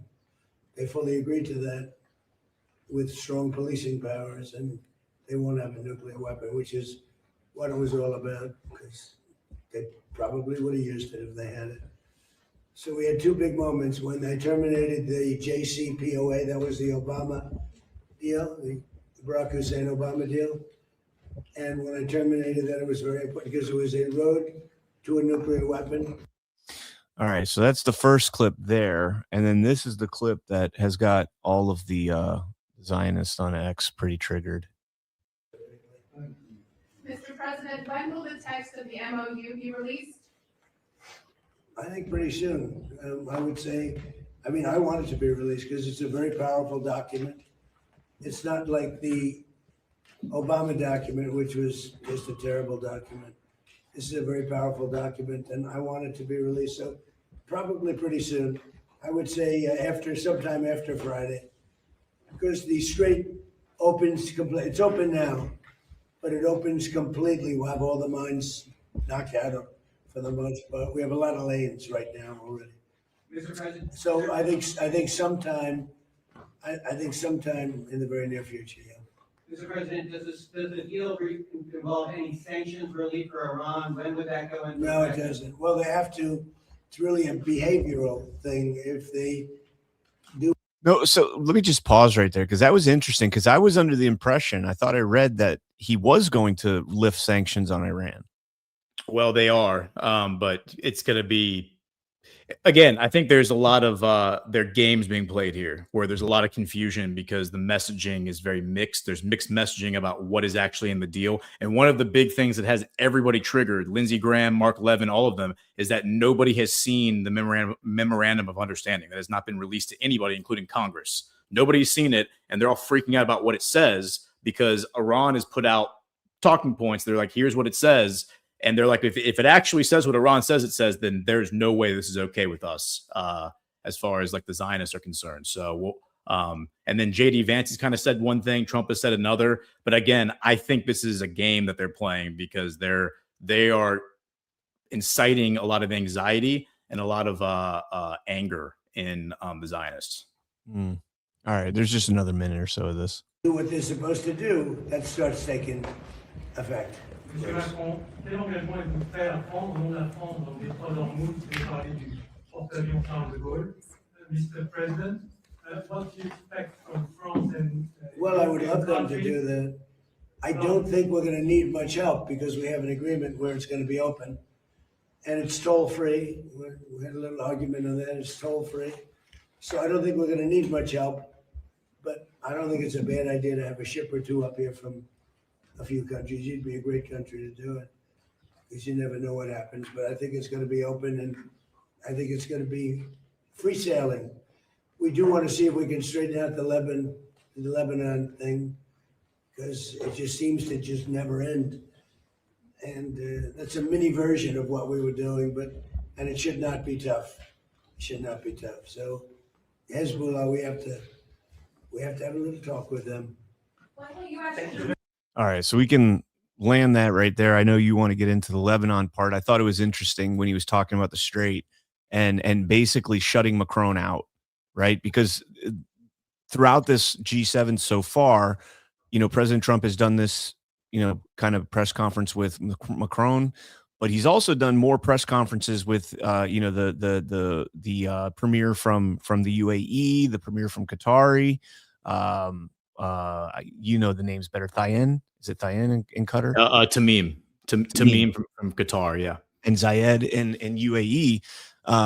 And so it's kind of interesting that Trump is working with those guys on this Iran situation because the NATO forces didn't want anything to do with it. Europe, France, Britain, none of them want anything to do with what was going on there. And now that it's on the brink of being over, they all want to stand up there with him as he's taking the victory lap. And he's basically like, no, we don't need them. They didn't do anything. Good. Yeah. And not only that, but the Republicans have been blocked out of it. The State Department seems to have been blocked out of it because if the State Department really knew what was going on, you would think that, the people in the Republican Party would know, and the people who have access to that kind of to that information, and those people in the State Department would know. The Israel has been completely blocked out. That's something that is a huge scandal right now in Israel, is that none of them know, including Netanyahu, purportedly, do not know what's in the deal yet. Netanyahu says he thinks he knows what's in the deal, and he's like we've accomplished all of our goals, but he won't reveal to the public what is in the deal. He's like, I'll let Trump do that. So there's a lot of anger. And then, of course, the officials in Israel are all saying that they weren't consulted. They've picked up the phone and called, and they have no influence over the outcome. So there's a lot of growing anger from the establishment that they have been boxed out here. And that basically the Arabs and the Turks and the Pakistanis have been in the room with Trump, and they haven't. So to that point, the thing that I actually latched onto at that clip was the Hezbollah statement at the end, where he's like, we're going to talk to Hezbollah, which is a huge pivot from where we've always been when it comes to Hezbollah, because Lindsey Graham has always been like, we're going to kill every single person who's even affiliated with Hezbollah. We saw the Golden Pager attack, remember, where thousands of people were attacked by pager bombs. That was Hezbollah. So this idea that we're now going to talk to Hezbollah, we're not going to kill them, is a big, big change from where Israel is, because Israel, their policy, this is their open, formal public policy, has been to destroy every single standing structure between the border of Lebanon and Israel and the Litani River. They say if we leave any house standing, if we leave any building standing, Hezbollah will use it as a defensive fortification. So we have to destroy every single building, which means destroying Christian villages, destroying churches, destroying mausoleums, destroying the burial site of St. Peter, like where St. Peter's buried. I mean, there's a lot of stuff that's being destroyed right now by the IDF that's like Christian relics, because they're saying that Hezbollah, they're saying Hezbollah will use it if they don't destroy it. It's outrageous. But the reason France is at the center of all this, of course, is because Syria and Lebanon after World War I were given to France as territories. So Iraq, Jordan, and Palestine became territories that assigned to Britain. And then Syria and Lebanon were given to France. And the reason that France was brought in by Britain, even though Britain was really the one fighting in the Middle East in World War I, was because they wanted to box out the Russians. And so they said, if we bring the French military in here and we have France and Britain in the Middle East, that'll keep the Russians at bay, because we don't want the Russians down here. As we dismantle the Ottoman Empire and, pick its bones for resources and territory. So now let's keep going with Hezbollah. And then I said we were going to talk about Ukraine. We'll just do that in passing. But if you'll share my screen, here, Trump has now said more about Hezbollah. This is with his meeting with Tamim. And I suggested to Israel to let Syria take care of Hezbollah. Because to be honest with you, I think they do a better job of doing it. And I suggested to Israel. Yeah, so there he is. Look, my take here is that I think that what happened on Sunday was like Trump's birthday, the 250th, like the 250 Freedom, a UFC party. That thing was a rebranding exercise for America. That was like America's coming out party, right, to the world, of like reminding everybody what America is all about, bringing, the deplorables to the White House lawn to host a combat sports event, which is not like an elitist, it's not like a golf tournament, right? It's not like the PGA is coming in there and doing a golf tournament. This is very much like a populist event. Boxing would be the elite version of correct. MMA is the scrapper, the grungy, yes, the bougie. It's the blue collar combat sport, right? Yes. Yeah. So that's what that event. It was a total rebranding exercise. And what I've noticed since, and I speculated this in the Badlands chat on Sunday, Monday. I think this might be the moment that Trump pivots in the Iran narrative. Because remember, with Venezuela, he was like for months talking about destroying Venezuela, going in there and having a war, invasion, etc. Like all that stuff about the aggression with Venezuela. Then we captured Maduro. Then for about a week, it was like it was a couple of days, maybe a week after the capture of Maduro, Trump was kind of saying nice things about Venezuela, but then he was also threatening them, where he was saying if they don't play, like if they don't, if Venezuela doesn't do what we ask them to do, then there's going to be big problems. We will go back in there and we'll finish the job. They need to do what we want them to do. Then all of a sudden, he stopped doing that. And, he, from henceforth, just said nice things about Venezuela. Then he started calling them one of our greatest allies. Now he's saying they're a 10 out of 10 allies. Delcy Rodriguez is one of our best friends, our closest friends. We love Venezuela, no sanctions. And they're one of our most important partners because of all the oil they have in the Western Hemisphere. So I think we've now hit that moment with Iran. And I think that event on Sunday was the marker. Because remember, Sunday morning, that was when Netanyahu attacked Beirut. He bombed Beirut, and then Iran, Trump was like, what the fuck? You attacked Beirut. He calls up Barak Ravid. He tells Barak Ravid, the Axios journalist, Netanyahu has terrible judgment. He has no judgment. He's an idiot. I told him that. That's what Trump told Barak Ravid. He relayed in the media. And then JD Vance told Fox News that actually Iran had this Iran came out publicly and said, we're going to retaliate. Like, even though they didn't attack us, they attacked Beirut. And we said, if you attack Beirut, we're going to retaliate. And JD Vance said they had this massive attack planned, but then Trump called them and said, don't retaliate. Please just stand down. And Iran complied. So Iran is being cooperative with President Trump.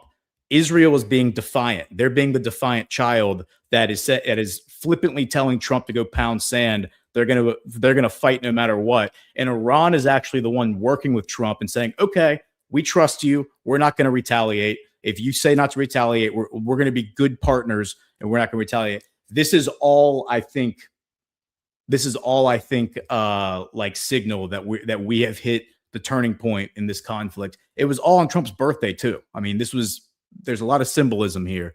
So let's go now. Did you see the clip with Tamimi where he talks about Lebanon bombing the houses, the apartments? Yeah. We're gonna play that next. Okay. So here is Trump talking to Tamim or during the Tamim meeting, talking about the Iranian leadership once again, because in that other clip you played, he was like, "Oh, we get along great with Iran." That was the signal. He's like, "We get along great with Iran. We love Iran." Like he kind of threw that in there as he was talking about the difficulties in negotiating with them. But he's like, "Yeah, we actually get along great with these guys. These guys are great." It's the exact same government they had at the beginning. I mean, they say all these IRGC people have been killed. The Ayatollah, who already had cancer, I think he died like a year or two ago. But his gay son is now purportedly the Ayatollah. But again, continuity of government they implemented back in August. They said that publicly. The Ayatollah is out of the chain of command. He no longer has any authority as far as their military is concerned. Is that when they attacked Pezeshkian and said that he's actually going to be resigning because they want to get yeah, that was like 3 weeks ago. 3 weeks ago, a London-based, they call it Iran International. That's the media outlet, but it's actually based in London. And I went and researched what they are. They actually they're like an NGO media company based out of London, and they beam with satellite signal into Iranian homes their programming. So they're basically trying to externally influence the Iranian people with a news presentation that looks like it's Iranian, but it's actually based in London. It's very, very subversive. And it's funded by Saudis. I actually did, because I was listening when you were talking about that on Breaking History. I was listening, driving in the car, and I had looked that up like a week before because there was an Iran International story, and I was like, this doesn't sound like something that you would hear from state media in Iran. So I looked it up, and I saw the same thing. I was blown away by that. I was like, wow. Yeah. Owned by a Saudi Brit citizen. So he's a dual citizen. Right. And whenever I hear that a Saudi is a dual citizen with Britain, I mean, that is absolutely British intelligence. That is a signal that it's British intelligence. That story, by the way, was that Pezeshkian was resigning and that he'd already submitted a letter. And then Iran came out and was like, what are you talking about? Pezeshkian is not. But Pezeshkian he was the heart surgeon turned president. He's still the president. Arakchi is still the foreign minister. I mean, they have all the guys who were there before this all started. So it's the same government. When Trump says we're dealing with different people, it's the exact same government that was there before, just like with Venezuela. This is the Venezuela model. All right, so here's Trump with Tamim again. We're dealing with people that I think are very rational people. I mean, they were nice to deal with. They were strong people, smart people. I think actually they're smarter than the first and second group, but they're not radicalized and they're, looking to help their country. We're dealing with people that okay, so Trump is softening. He is softening the public image of Iran now. I think he's done threatening Iran. This is what I was saying in the Badlands chat the other day, is I think we're going to see him. He's not going to attack Iran like rhetorical, like with his rhetoric anymore. He's not going to threaten them. He's now going to pump their tires. And I think now he's going to start throwing shade at Israel. And that's what I said in the chat. We're going to see him now. All the shade he was throwing at Iran, we're now going to see him start directing that at Israel while he's pumping the tires of Iran. And here's the proof of that. This is actually a 5-minute clip. I'm just playing the 1-minute version, but he goes on for like 5 minutes attacking Israel. Israel's fighting Hezbollah too long and too many people are being killed. And you don't have to knock down an apartment house every time you're looking for somebody, because there are a lot of people in those apartment houses, and they're not all Hezbollah, that I can tell you. And I suggested to Israel to let Syria take care of Hezbollah. Because to be honest with you, I think they do a better job of doing it. And I didn't like Syria. I didn't like where 2 hours before we're signing the agreement that there was an attack in Lebanon, in Beirut. It wasn't like in the southern side, and it was in Beirut. I did not like that. I let them know that. I didn't like it, not at all. But I think that Syria, he's pulled that country together amazingly quickly. He's very capable. And he's been very good for me. He's protected everything that I've asked for, he's done. And if Israel can't do the job without killing everyone else, he'll do the job. Syria will do the job.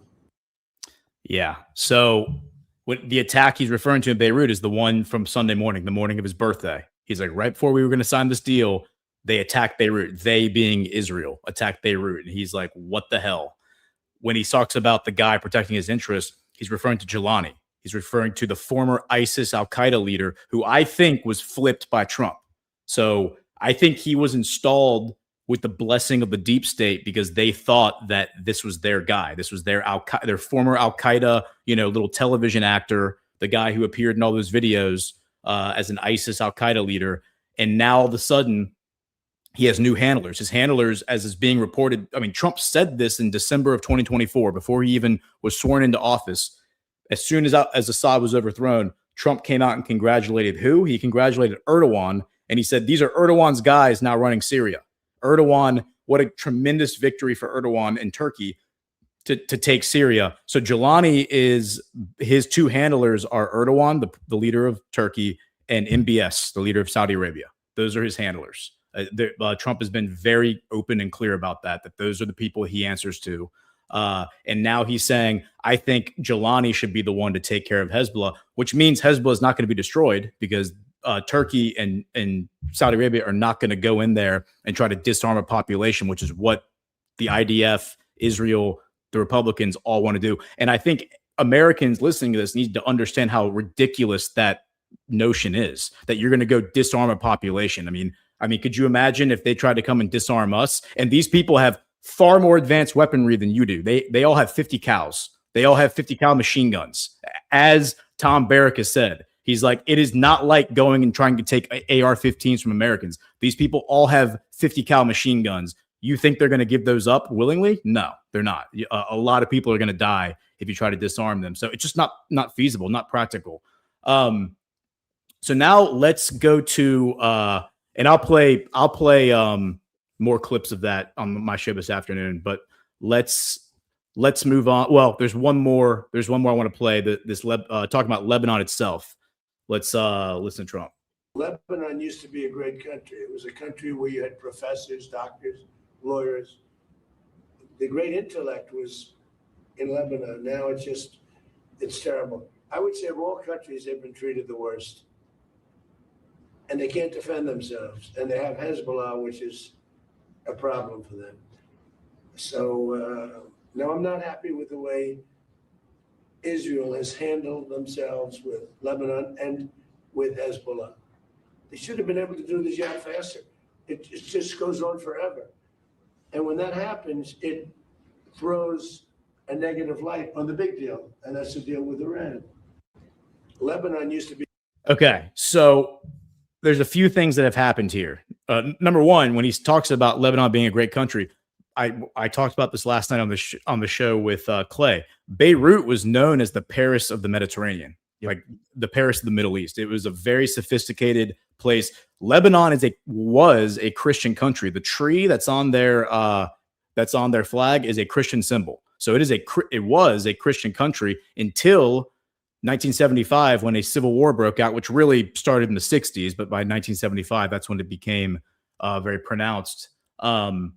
That's what drove all the Christians out. My best friend growing up was the son of the grandson of a Lebanese immigrant. I believe his father was born either born in America or born right before he moved to America. But yeah, I mean, devout Christians. So Tom Barrack, Trump's best friend, who's now kind of the guy in the Middle East, the ambassador to like most of the Middle Eastern countries now. He's a Christian, Lebanese Christian. So it's a Christian country that was gutted. And who gutted it? Well, the IDF gutted it because they went in there and started killing everybody in southern Lebanon, driving everybody north, stirring up all this trouble, which then created all these militias that wanted to fight back, resistance groups, Hezbollah being one of them. And that conflict is what drove all the Christians out of there because they all left. They said, well, we have options and we're smart enough to get out of the way, so we're going to leave now. And now Lebanon is a Shia Islam country. which, by the way, still has a lot of Christian villages there that are preserved, like with Christian relics, and some of the oldest Christian villages in the world are in southern Lebanon. They have now been destroyed by the IDF, and Hezbollah was the one defending them from the IDF. And we've been told the opposite, but that's actually the truth. And Trump actually said something in that last clip that either you played or I played, that a lot of people have been saying about Gaza, where there is no precision attack. It's all just level the whole place, kill everybody, because, in order to get the one terrorist, you got to kill 500 people to get the one terrorist, right? That's what Trump's referring to. That's been the criticism of Israel and the IDF in Gaza for years.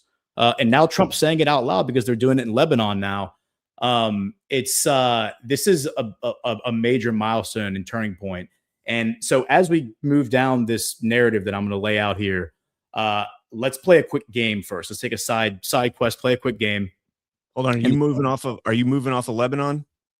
Yes, for now. If you want to just talk about, let's just play that one clip real quick, just because it's hilarious that Rapid Response 47 put this out. Of all the clips that they put out, they put this one out.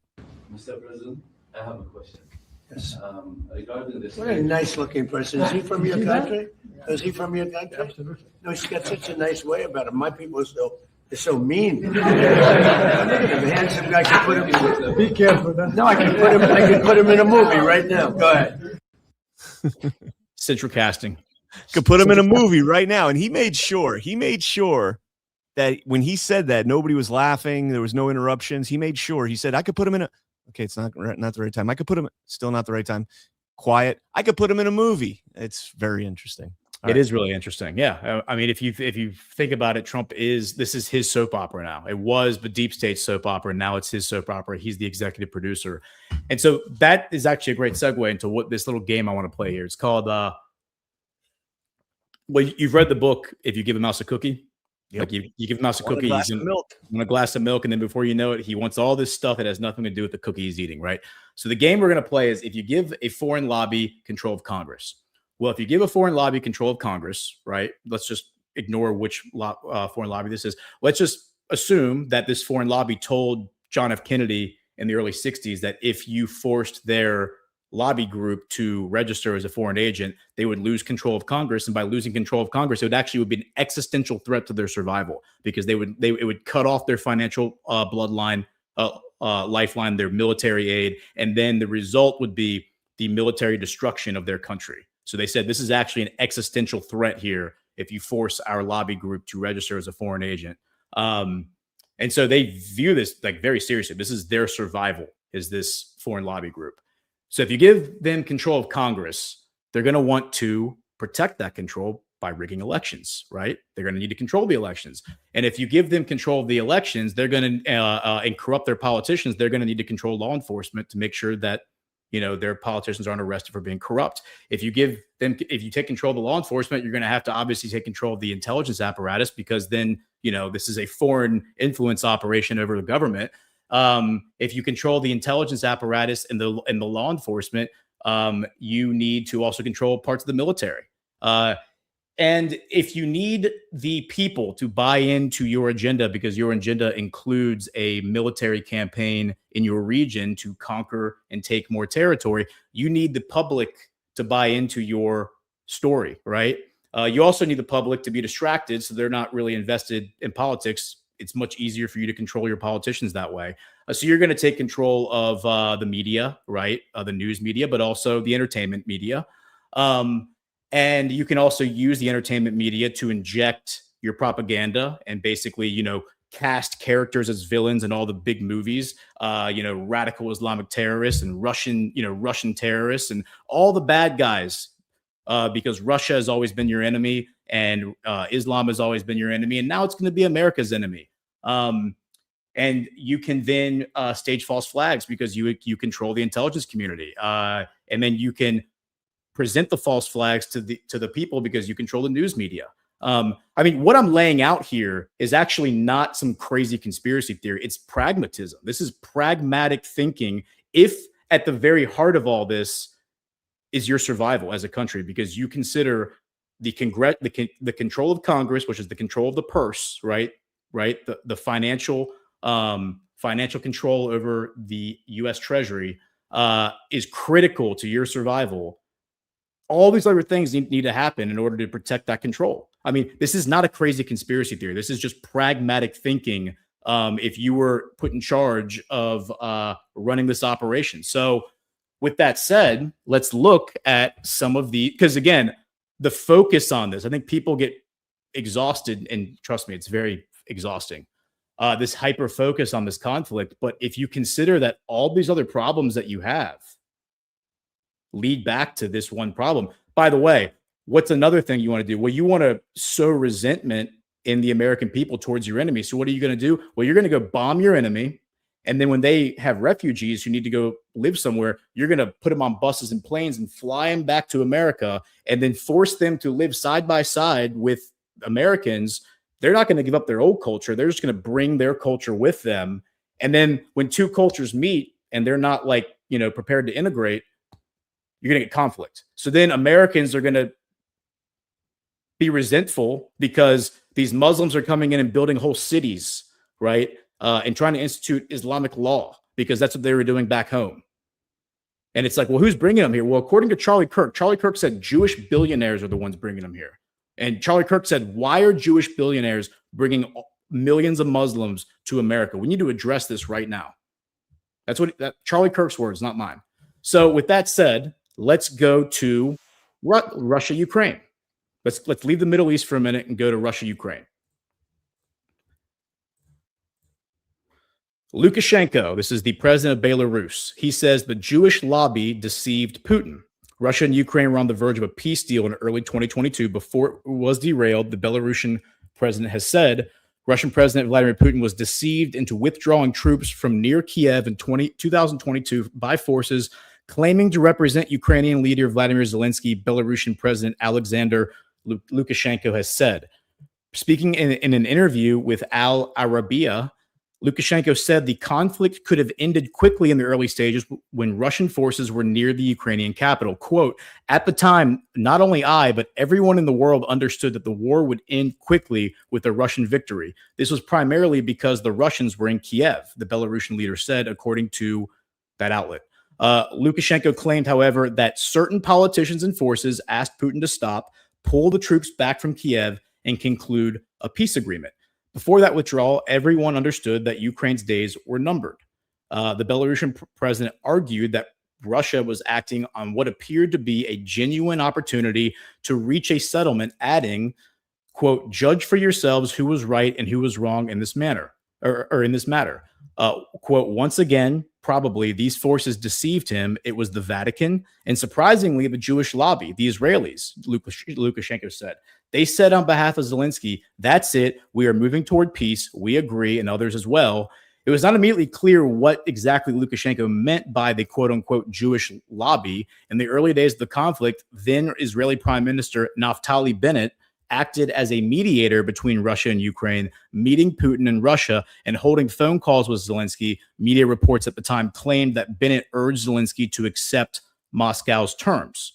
Lukashenko did not elaborate on the Vatican's alleged role. In March 2022, however, Pope Francis and Russian Orthodox Patriarch Kirill held a video call in which they stressed the exceptional importance of the negotiation process. Moscow and Kiev held several rounds of peace talks in Istanbul. In March 2022, Putin said in June 2023 that Ukrainian negotiators initialed a draft treaty on permanent neutrality and security guarantees, but that Kiev later abandoned the deal after Russian troops withdrew from areas near the Ukrainian capital. Russia has argued that Ukraine walked away from the agreement under Western pressure. Then UK Prime Minister Boris Johnson reportedly urged Kiev not to sign a deal and continue fighting. Okay, so back then in 2022, that was who was blamed for all this, was Boris Johnson. Boris Johnson famously got on a plane, flew to Ukraine, and basically told Zelensky, do not sign the deal, keep fighting no matter what. NATO has your back, right?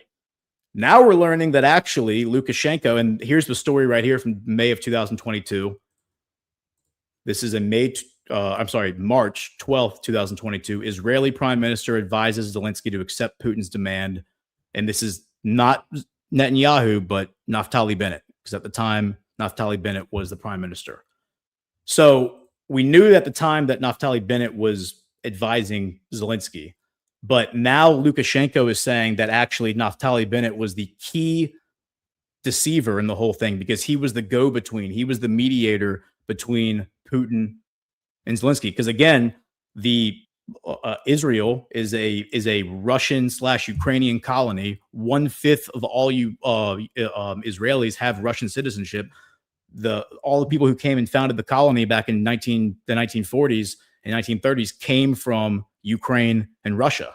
So the fact that Naftali Bennett was the go-between makes a lot of sense. There's a lot of cultural and historical ties, but we're now being told that he's actually the reason that this war was not resolved in May of 22. So the question is, why? Why would Israel care if Ukraine and Russia kept fighting? Well, there's a few theories, of course, that are out there. There's, if you want to go full blown like tinfoil hat conspiracy theorist, there's that whispered rumor about like New Jerusalem, right? Like, Greater Israel running all the way from Syria, Jerusalem all the way up to Kiev.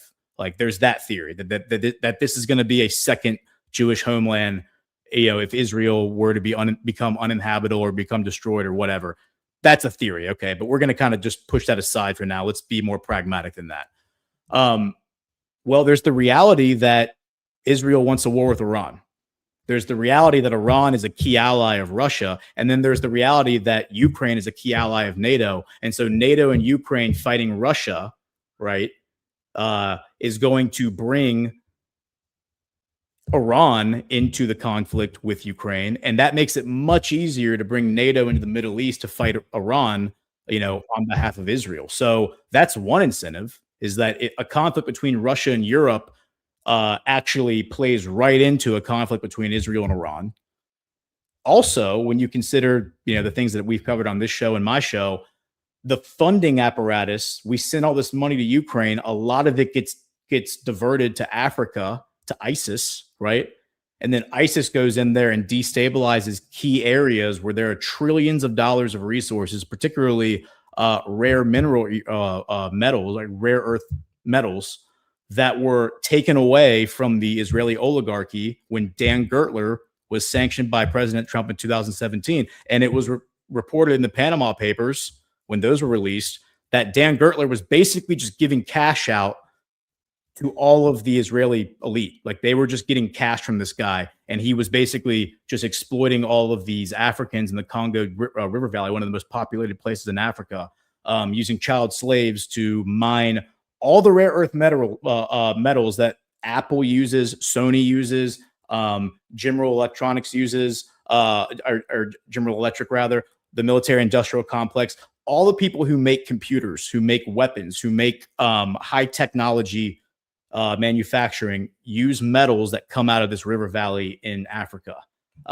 And Israel pretty much had a monopoly over that with Dan Gertler because of his relationship with the DRC government. And it was President Trump who elbowed that guy out, brought in a new government, and now Israel was on the outside looking in there. And $24 trillion worth of minerals, by the way. And now all of a sudden ISIS is there, overthrowing towns, taking control of towns just in this one area. It's a country that's almost as big as the continental United States. It's huge, one of the biggest countries in Africa. And yet in just this one area where all these minerals are, you have ISIS, you have M23, you have all these militias that are purportedly, according to Russia, being funded by the money that we are sending to Ukraine. So that's an incentive. That's a pretty strong incentive, right? To keep this war going, because you got to keep the gravy train of money. That really starts to explain why Lindsey Graham was so hell-bent on sending money to Ukraine, if that is actually the reason. Okay. So, and again, this really has nothing to do with Iran or the Middle East or even Israel. This has a lot more to do with Russia and Ukraine, but yet we have this weird Israeli connection now. So now let's go actually to back to Israel and look at what's happening there domestically, because, well, before we get there, let's look at some of these reactions in the Israeli media to Trump's deal. Here is Trump has sold us out. Israelis react with anger and anxiety to new Iran deal. As Washington and Tehran prepare to sign a historic peace agreement, many Israelis fear the deal preserves Iran's military power and sets the stage for the next war. So all of across the entire Israeli political spectrum, Netanyahu's own security cabinet, which are hardcore right wing, like religious right wing, they are not for this deal. They are. Itamar Ben Gvir has openly said, "We are not pulling back from Syria. We are not pulling back from Lebanon. We are there to stay. That is our land. We're taking it." Naftali Bennett. Let's look at him. Naftali Bennett is another right winger who is not religious, so he's an enemy of Itamar Ben Gvir politically, but he considers himself more right wing, 10 degrees more right wing than Netanyahu. That's how he posits himself. Here's what he said. This is Channel 12. This is one of the biggest media outlets in Israel. Chairman of the Together Party, that's his new political party he just made with Yair Lapid, and former Israeli Prime Minister Naftali Bennett at a press conference, quote, "The countdown to the regime change in Iran will begin the moment the government in Israel is replaced. Soon the people of Israel will elect a new, dynamic, and determined leadership that will restore security to Israel." And then the other quote is, "Not Netanyahu's tenure began it with a civil war, continued with the October 7th massacre, and ends in a historic failure against Iran." So now he's saying that Netanyahu's too soft to finish this. Big bad Netanyahu is too much of a wuss to finish this fight with Iran. So he's going to come in now and he's going to fight Iran. We also have, let me pull up the comments from Yair Lapid, because we have Yair Lapid, who is this guy's partner now, political partner. He is center left, so he's kind of like a leftist. He's a former television news anchor turned politician. The current leader of the opposition party. So, in parliament systems, Europe and Israel, you have the majority party, which is like all the different political parties who support the prime minister. And then you have the opposition party, which is the people who don't support the prime minister. And so the opposition party elects their leader, which is pretty much like he's like the counter component to the prime minister. That's Yair Lapid. So Yair Lapid has come out, and Yair Lapid is like, yeah, we aren't supporting any of this. This is terrible for Israel. It's erased all of our military achievements. It marks the culmination of many years of failure. Let's see. We have replies from Mark Levin. Let's look at what Levin says. Ben Shapiro, I won't play the clip, but we have a 2-minute rant of Ben Shapiro. I'd rate that we're not going after Hezbollah, that we're going to back off on Hezbollah. He finds that totally unacceptable.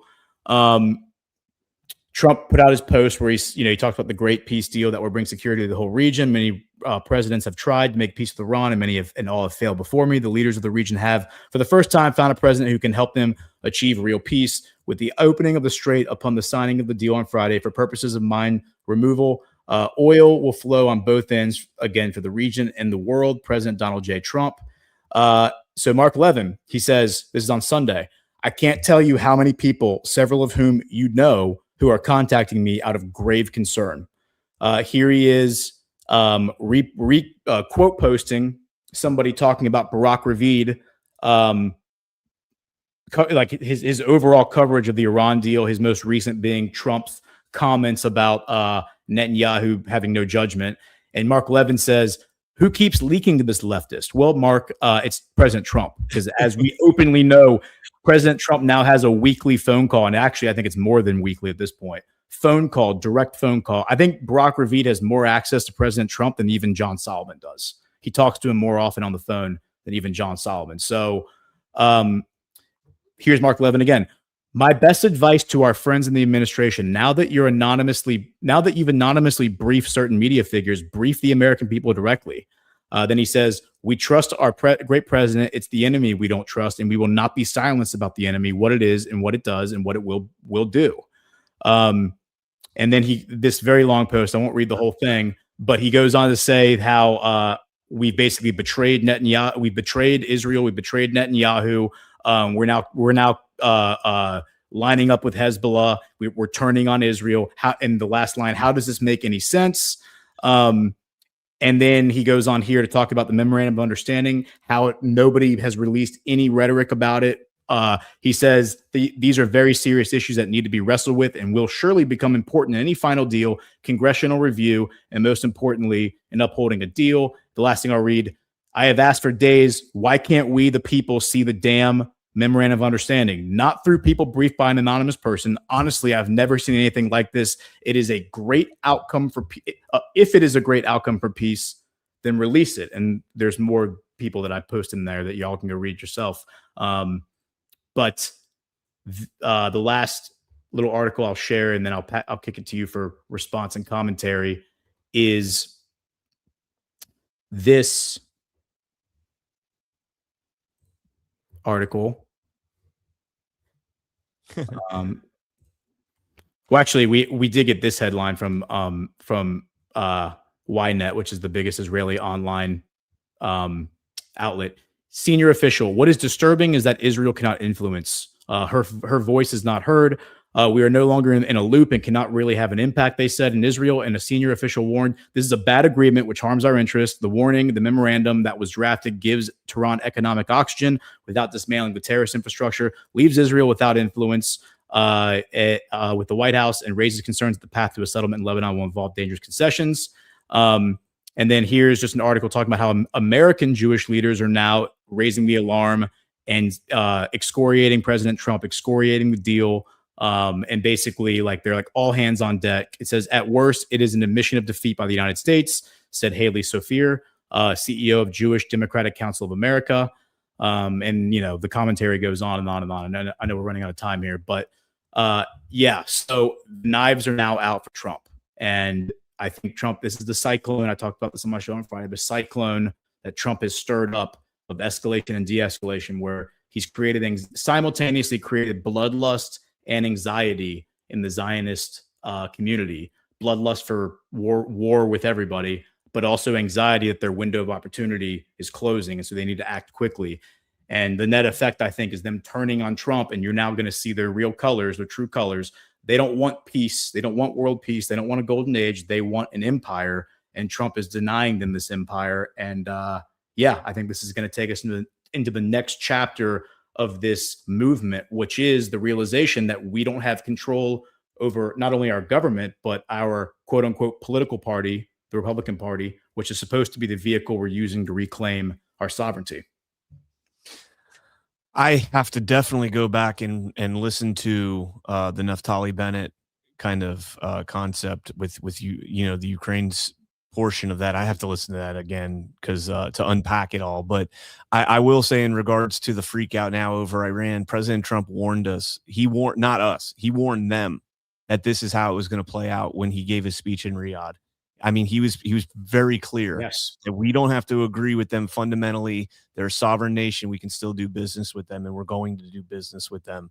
And the writing was on the wall. And so fantastic segment there.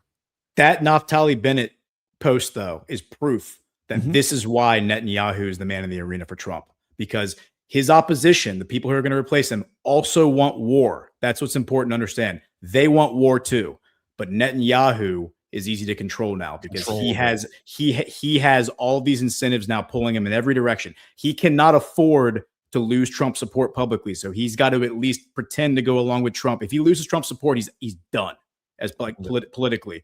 But he also can't afford to stop the war because then he's going to be out of office and he's facing his 3 felony charges. So he's Trump's guy. Trump can control him. Trump cannot control Naftali Bennett. So that's why Netanyahu had to be the guy. Bingo.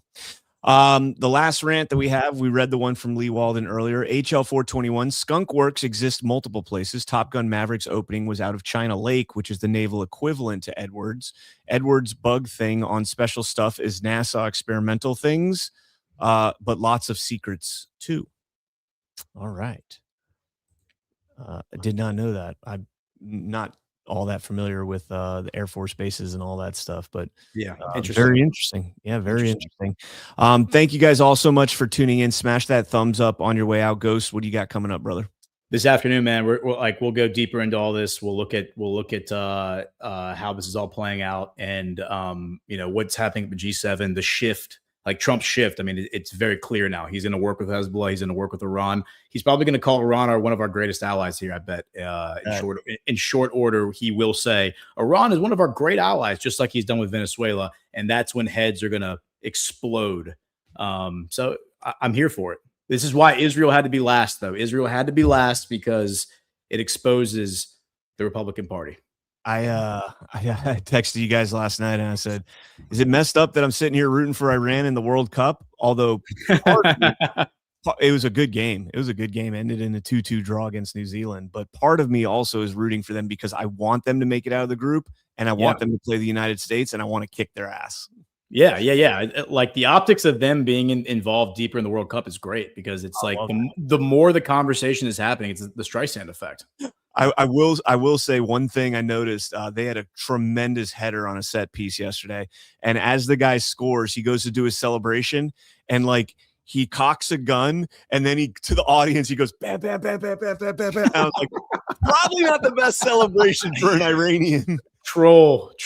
Wow. That's next level trolling. Yeah, Qatar. I was watching the Qatar game in the background while I was while I was doing puzzles with my son, and they were, Switzerland was up 1-0, and the announcer were like, "Yeah, Qatar, nation of 300,000. They're just lucky to be here. I mean, this is shocking. They're even in the World Cup." And then at the 30 seconds left in the game, they're in the extended time. They have this amazing cross with a header into the goal to tie it up. Yeah. So, yeah, it's been fantastic. All right, Ghost. Stay tuned, ladies and gentlemen. Tonight, 9 p.m., we got Why We Vote, and then you've got geopolitics at 4. Ghost? Yeah, 2 o'clock Eastern. 2 o'clock Eastern. All right, we'll see you guys later. Smash that thumbs. We'll see you. Thank you so much for joining us, and don't forget to hit the thumbs up on this video. And a special thank you to all of our advertising partners. Please remember to shift your dollars to support those businesses that support Badlands Media.